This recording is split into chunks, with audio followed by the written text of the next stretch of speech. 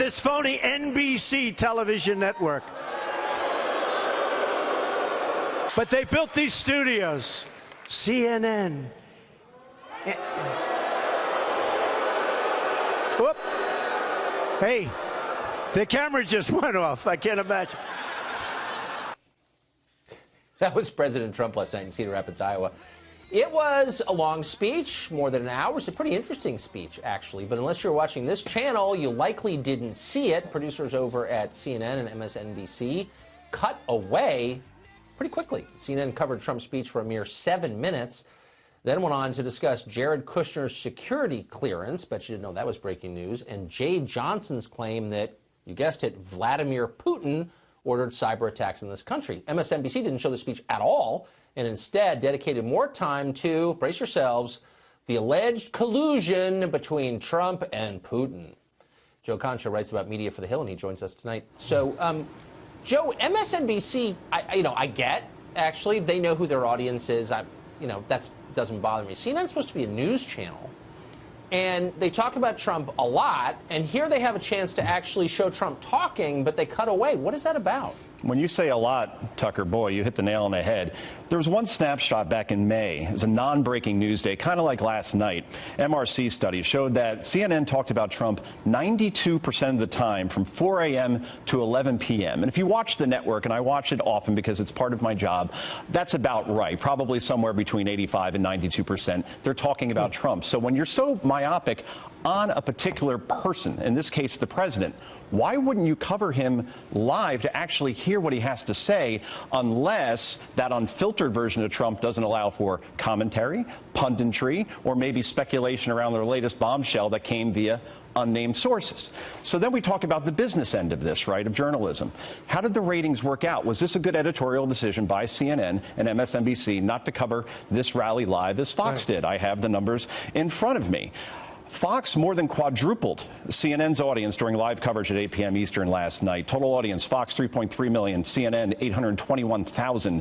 Against MSNBC, Fox 3.3 million, MSNBC 1.53 million. Then people talk about the demographic. That's the younger audience that advertisers cover most. Fox 642,000, MSNBC 414,000, CNN 260,000. So was this a good choice? It appears not from a business perspective or an editorial perspective. Well, it's not. I wish we could take credit for those numbers. It was Trump talking, not this show. But it's not really journalism what CNN is practicing anymore. It's advocacy. And again, that's okay. I think there's a role for advocacy. But why does the channel continue to brand itself as a news outlet? I don't know how you sell that, right? You say suddenly for 37 years, we're in existence since 1980. You used to work for him way back when.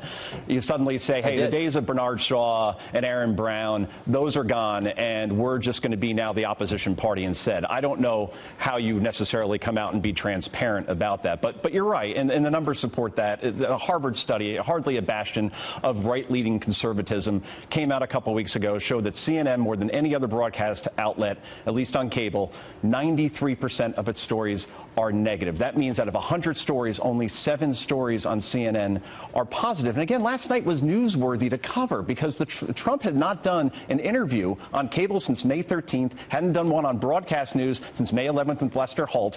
Therefore, an unpredictable president and that sort of audience on a non-breaking news night, I think you got to cover that.